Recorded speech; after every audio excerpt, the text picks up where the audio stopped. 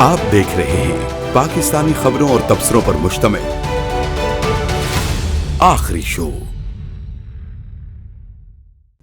अच्छा सर, इस इंटरव्यू में आपने कारगिल वाला पोर्शन अगर सुना हो तो ये कहते हैं कि जी मुझसे तो मुशावरत नहीं की गई, नवाज शरीफ साहब ये कहते रहे और उन्होंने बताया उन्हें, और फिर अमेरिका जाने की बात है, बिल क्लिंटन ने मिलना था तो फिर उन्होंने कहा कि जनाब मैंने मशवरा दिया कि आप आर्मी चीफ को साथ लेके जाए मुशर्रफ साहब को। फिर कहते हैं कि एक समझदार बंदे ने कहा कि मत लेके जाना। तो सर ये समझदार बंदा कौन था और ये कारगिल की स्टोरी क्या है जिसको आज उन्होंने कौम के सामने कैश करने की कोशिश की? ये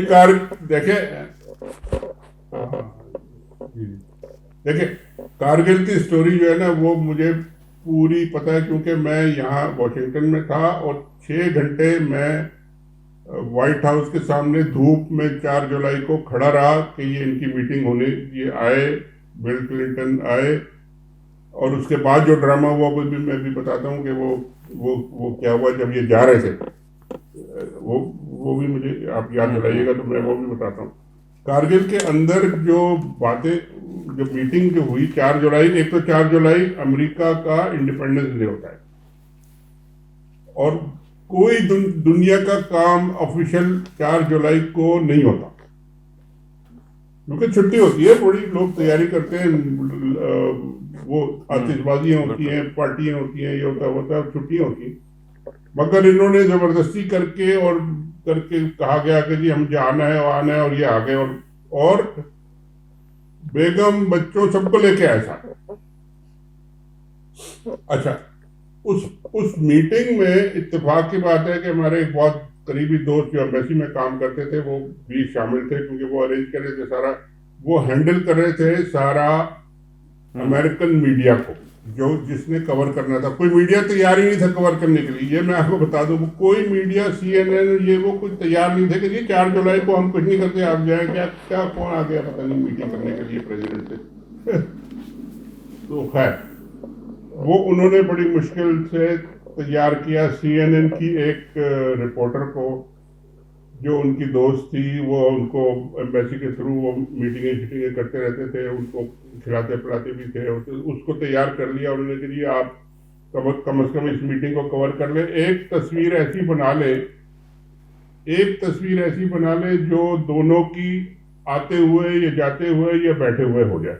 क्लिंटन साहब ने मना कर दिया था कि इस मीटिंग की कोई तस्वीर नहीं बनेगी। पूरी अमेरिकन एडमिनिस्ट्रेशन ने कहा था कि ये मीटिंग कोई तस्वीर ऐसी कोई नहीं होगी। यानी ये तो मैं बाहर खड़ा हुआ था तो मुझे पता। तो ये हम सब बाहर खड़े हुए थे, कुछ गर्मी में दोपहर को 2-3 घंटे खड़े रहे। तो उसके बाद पता चला कि जी ये निकल के जा रहे, खत्म हो गई मीटिंग, अब जा रहे। मैं अभी वो आपको बताता हूँ कि जो अंदर जो कहानी हुई वो तो अलग है। जब बाहर जा रहे थे तो ये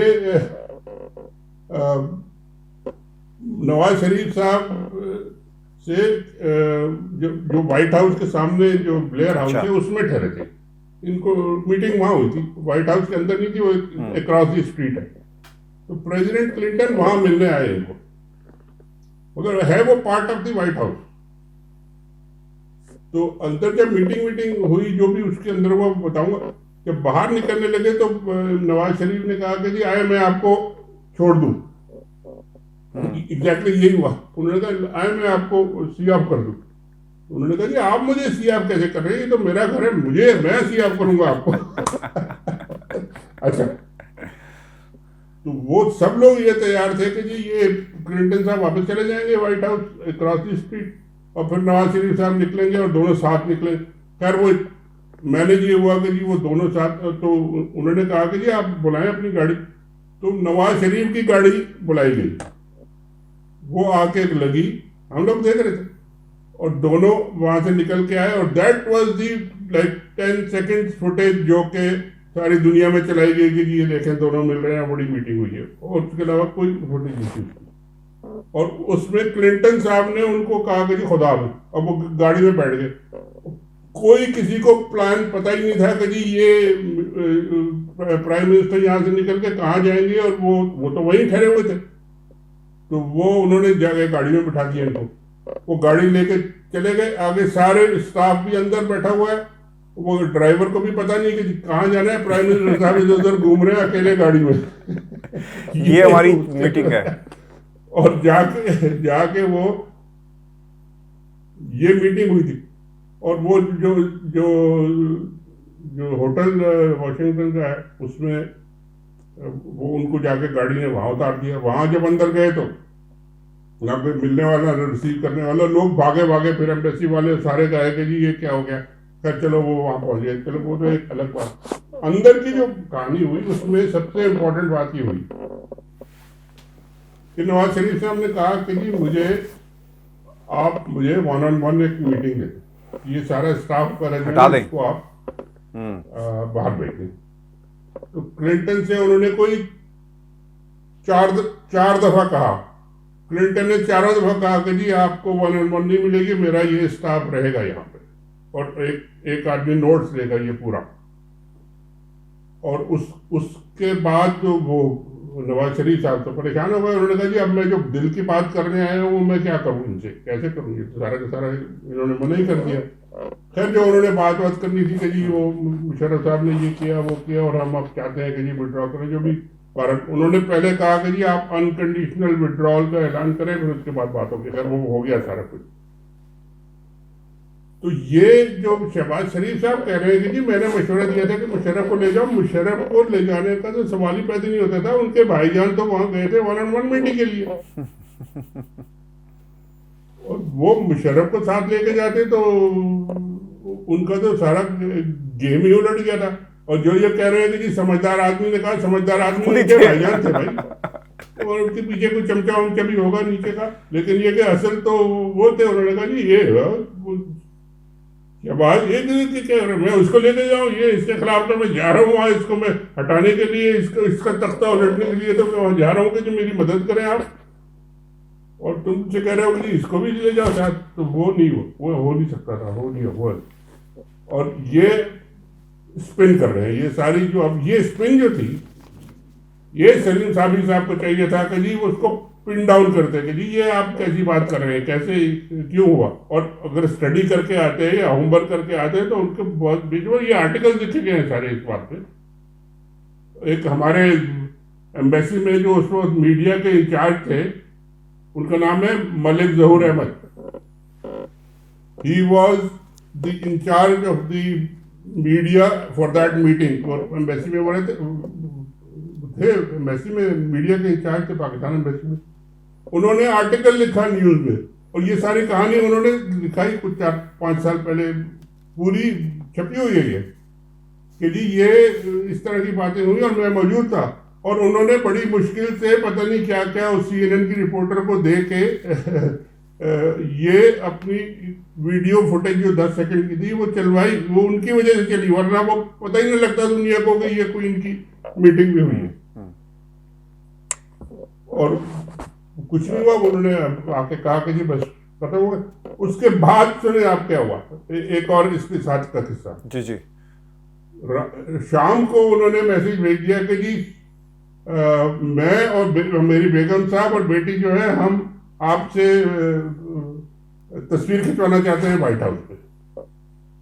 तो वहाँ कोई प्रोग्राम नहीं था उसका, कुछ नहीं था। तो जबरदस्ती इन्होंने करी, बहुत शोर मचाया। तो सुबह को फिर नाश्ते पे इनको बुलाया गया और जाके ये मेरे ख्याल मरियम साहिबा और उनकी जो कुलथूम साहिबा और ये सब नाश्ते पे गए। वहाँ जाके तस्वीरें वो हिलरी क्लिंटन के साथ खींची गई और वो भी जबरदस्ती सिर्फ तस्वीरें खींचने के लिए। और बाद में उसको कहा गया कि जी वो हमारी इतनी अच्छी मीटिंग हुई और ये हुआ और वो हुआ, देखें उन्होंने दोबारा बुलाया और ये किया। कोई बकवास कुछ भी नहीं हुआ, सिर्फ एक तस्वीर मरियम के लिए उनको पूरा व्हाइट हाउस को अपना प्रोग्राम चेंज करना पड़ा, बुला के तस्वीर खींच के 5 मिनट में फारिग करके भेज दिया।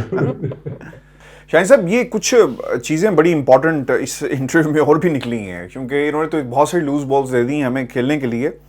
अब वो ये कहते हैं कि अगर डील हो जाती तो आप वज़ीर आज़म होते और हालात डिफरेंट होते। इस्टेब्लिशमेंट की तरफ इशारा कर रहे थे कि ये यहाँ से डील नहीं हो पाई। जो सपोर्ट इमरान खान के पास है वो अगर आपके पास होती तो आज आप वज़ीर आज़म होते। और ये भी उन्होंने कहा, और दूसरी तरफ जो बहुत इंपॉर्टेंट और अलार्मिंग चीज़ थी वो ये कहते रहे कि 72 सालों में जितनी सपोर्ट शहबाज शरीफ ने कहा पाकिस्तान की दीगर हुकूमतों को मिली उसको कंपेयर किया जाए इमरान खान की हुकूमत से, कहते हैं कि ये बहुत ज़्यादा सपोर्ट मिली है। अगर इस सपोर्ट के बावजूद जो है ये कुछ भी नहीं कर पाए। आप इसे कैसे देखते हैं सर, ये कितना इस बात में वजन है, क्योंकि मुझे तो कोई वजन नज़र नहीं आ रहा। जी जी, अच्छा देखिए, ये बातें भी उन्होंने की और इसके अलावा उन्होंने एक और बात भी की और वो ये कही कि जी इमरान खान ने उन्होंने गिनवाया कि जी उन्होंने तकरीर में फलानी जगह ये कहा, फलानी जगह फौज को गालियाँ दी, फलाना ये किया, इतनी उन्होंने किताबें लिखी, पता नहीं क्या। इमरान खान का जितना फौज के बारे में बयानात थे वो सारे उन्होंने रिकॉल करे और कहा कि जी इसको भी लाना चाहिए। अच्छा, इसको भी लाना चाहिए, ये भी तो हुआ, मगर ये उन्होंने नहीं बताया कि जी इमरान खान ने जो कुछ कहा था उसके बाद उनकी फौज से जो है पॉलिसीज के ऊपर और उनके ऊपर मुफाहमत हो गई या एग्री कर लिया या अंडरस्टैंडिंग हो गई और उन्होंने दोनों मिल गए साथ। इनकी क्यों नहीं हुई? इनकी इसलिए नहीं हुई कि ये इनमें शहबाज शरीफ साहब में हिम्मत नहीं है कि अपने भाईजान से कहे कि जी आपकी पॉलिसी गलत है और मैं आपसे अलग होकर अपनी पॉलिसी बना रहा हूँ। ये नहीं कर सकते। तो करना उन्होंने वही है जो भाईजान ने कहना है, बातें इन्होंने अपनी करनी है, अपनी पॉलिसी को एज ए मैसेजिंग करनी है और एक तरीके से इनडायरेक्ट तरीके से ब्लैकमेल करना है या उनको बताना है कि जी आप ये करें ना करें। हत्ता के अब तो छोड़ दें, आप भाईजान को तो छोड़ दें, अपनी वो भतीजी से भी नहीं कोई बात कर सकते, उनके खिलाफ भी नहीं कर सकते। तो ये क्या बातें कर रहे हैं कि जी वो मुझे प्राइम मिनिस्टर बना देते और मुझे ये कर देते। मैं आपको एक छोटा सा किस्सा बता देता हूँ। मैं गया था 2000 में इनके अब्बा जी से मिलने रायबेंड जी। वहाँ उन्होंने मुशर्रफ का वो था पीरियड था शुरू का, तो उनके अब्बा जी ने मुझे खुद कहा कि जी यहाँ मुशर्रफ आके बैठता था और मुझसे बार बार कहता था कि जी ये शहबाज शरीफ को बना दो, ये नवाज शरीफ को निकालो। ये क्या, अब अंग्रेजी में वो कहते हैं लेकिन ये कि उर्दू में पता नहीं क्या कहेंगे आप इसको, डफर कहते हैं, कहते आप अगर कह सकते तो इसको बना दो। अब्बा जी ने खुद मुझसे कहा, मैंने रिपोर्ट किया डॉन में और उसमें मुशर्रफ बड़ा सख्त नाराज हुआ, मेरे साथ बड़ी लड़ाई हुई, पब्लिकली लड़ाई हुई। खैर वो तो छोड़ दे, मगर ये बात ठीक है कि वो इसके मुकाबले में वो कहते थे नवाज शरीफ बेकार है, मगर इनमें ये जो सुपर डुपर ये थे वो तो अगर जो भी था ये बड़े सुपर और वो थे, इनमें इतनी हिम्मत नहीं थी कि वो आगे खड़े होकर कहते कि हाँ मैं लीडर हूँ। लीडरशिप इनमें नहीं है, लीडरशिप की क्वालिटी नहीं है, हिम्मत नहीं है। नवाज शरीफ से ये आगे कॉन्फ्रंटेशन किया। जब जिस दिन अल्लाह ना करे खैरियत से रहे, वो जिस दिन अल्लाह को प्यारे हो गए, फिर भी मेरा ख्याल है कि उन्होंने मरियम नवाज को इतना एम्पावर कर दिया और इतना पॉपुलर कर दिया है कि ये मरियम नवाज से भी नहीं लड़ सकेंगे, उनके खिलाफ भी नहीं खड़े हो सकेंगे। तो ये कहना कि जी मुझे 3 दफा प्राइम मिनिस्टर किया गया और ये कहा गया और मैं जेल भी गया और मैं अटक भी गया और मैं सऊदी अरब भी गया, मुझे क्या मिला? बार बार उन्होंने कहा मुझे क्या मिला। और भाई तुम्हें क्या मिला? तुम किसी काबिल ही नहीं हो, तुम कोई अपनी टांगों पे खड़े नहीं हो सकते। तुमको वो जो खैरात में मिल गया, चीफ मिनिस्टरशिप तुमको मिल गई 3 दफा पंजाब की, 25-25 हजार रुपए तुम्हारे अकाउंट्स में आ रहे हैं, और तुम्हें क्या चाहिए? सर ये जो सलीम साहब को पूछना चाहिए एक और इंटरव्यू में, बिल्कुल पूछना चाहिए सर। ये जो इम्पोर्टेंट बात थी ना, एक और भी कही कि इंसान गुस्से, जब कहा ना कि आप फौज को बुरा भला कहते हैं, अदारों को क्रिटिसाइज करते हैं, कहा कि यार जज्बात में गुस्सा आ ही जाता है। सर किस तरह इसको लिया जाए? जज्बात क्या कहते हैं कि आप पाकिस्तान के इदारों के खिलाफ बात करना शुरू कर दें? बिल्कुल ठीक है, उन्होंने ये बात बिल्कुल ठीक की। तो चले, अगर उनको गुस्सा आ जाता है तो उन्होंने ये बातें कर देते हैं। तो भाई जब प्रेसिडेंट मुशर्रफ हो फौज का, उसको भी तो जज्बात में गुस्सा आ जाता है, वो निकाल के बाहर फेंक देता है आपको, तो फिर आप कोई शिकायत करते हैं। बिल्कुल सही कहा आपने। यार जज्बात की बात है ना, जज्बात में तो बहुत कुछ रहता है यार। फिर वो उन्होंने मुशर्रफ साहब को आपने निकाल दिया उन्होंने, क्योंकि वो भी जज्बात में आ गए थे। ठीक है, अच्छा सर, इसमें एक और जो बात कही कि मेरी उम्र 70 साल हो गई है, अब आपको क्या लगता है सर, ये बड़ी इंपॉर्टेंट बात उन्होंने कही, उनकी उम्र 70 सालों की, नजर आ रहा है कि अगर सियासत की वरासत को तकसीम ना किया गया आज उनकी मौजूदगी में, क्योंकि नजर आ रहा है अगले 5 साल इमरान खान को दोबारा मिल गए तो फिर सर इस जमात का सफाया पंजाब से होगा और सिंध की तरफ जो है वो पीटीआई चढ़ दौड़ी है। चलो वो तो खैर इमरान खान साहब भी अब 60s में तो वो भी हैं, मगर ये पॉलिटिक्स में 60-70 जो है ना वो कोई इतनी उम्र नहीं होती। आपको याद होगा कि वो मलेशिया के जो आए थे 80 और 90 में वो थे आते साहब दोबारा आ गए थे। तो पॉलिटिक्स में आपको फैसले करने होते हैं, आपको एक डिसीजन लेना होता है, बाकी लोग काम करते हैं सारे, वो तो ठीक है। मगर 70 साल के अगर ये शहबाज साहब हो गए तो नवाज शरीफ साहब पता नहीं कितने बड़े हैं, उनसे 2, 4, 5 साल तो बड़े होंगे या मुझे नहीं पता, लेकिन ये कि वो अब 75 के हो गए हैं। उसके बाद अब उसी के हिसाब से आप कैलकुलेट कर लें कि मरियम कितने की हैं, कितने साल की हैं। और लोग तो कहते हैं कि जी वो नानी तो है, अब वो ज़ाहिर है सब हमजा शहबाज साहब जो हैं उनके बारे में लोग कहते हैं कि जी वो तीन शादियाँ उन्होंने की हैं या पता नहीं कितनी की हैं, वो भी अब काफ़ी उम्र के हैं।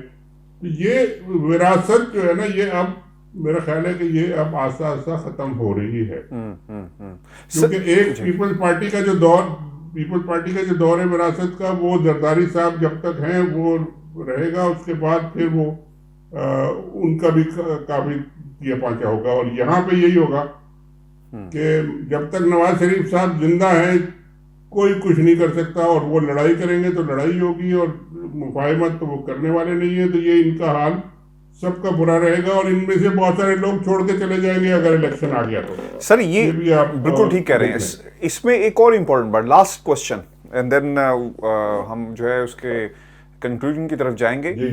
सर आपको नहीं आज लगा एक तासुर मिला बॉडी लैंग्वेज के, शहबाज शरीफ ने अपने आप को द मोस्ट सुटेबल कैंडिडेट के तौर पे प्रेजेंट किया है कि जनाब मैं मोस्ट सुटेबल कैंडिडेट हूं, उधर भी भाईजान के पास भी, लंदन में भी, यहाँ पे भी, और पाकिस्तान के ताकतवर हलकों के सामने भी। और इमरान खान को सर कोई खतरा है शहबाज शरीफ से, आपको लगता है? नहीं कोई खतरा नहीं है, इसलिए कि सूटेबल कैंडिडेट तो वो अपने आप को इमरान खान से तो नहीं वो दरखास्त करे ना, वो तो पिंडी की तरफ दरखास्त, वही मैं कह रहा हूं, वो तो दरखास्त उन्होंने उधर इदारे जो है इदारे मिलके करें, इदारे वो ये कह रहे हैं कि जी इदारे मिलके रिकंसिलिएशन करें, सब अपनी अपनी गलती मान ले या भूल जाए, और भाई मान लेते हैं, चले गलती भी मान लेते हैं। आप बार बार उन्होंने कहा, मैंने सुना है उनका इंटरव्यू, हम सब ने गलतियां की हैं, हमने गलतियां की हैं, और भाई जो गलतियां की है उसका खमियाजा भी तो कोई भुगतो। क्या भुगता है आपने? खाली जेल जाके और वहां से जेल से जाके अस्पताल जाके और वहां से लंदन जाके भैया आपका सजा काफी हो गई, और 25-25 हजार रुपये आपके अकाउंट में आ रहे, वो सब ठीक है। किसलिए क्या मतलब रिकंसिलिएशन अगर आप करना चाहते हैं तो बताएं कि आप क्या देना चाहते हैं, what are you going to give this country, what are you going to give back, और फिर उसके बाद रिकंसिलिएशन होगी।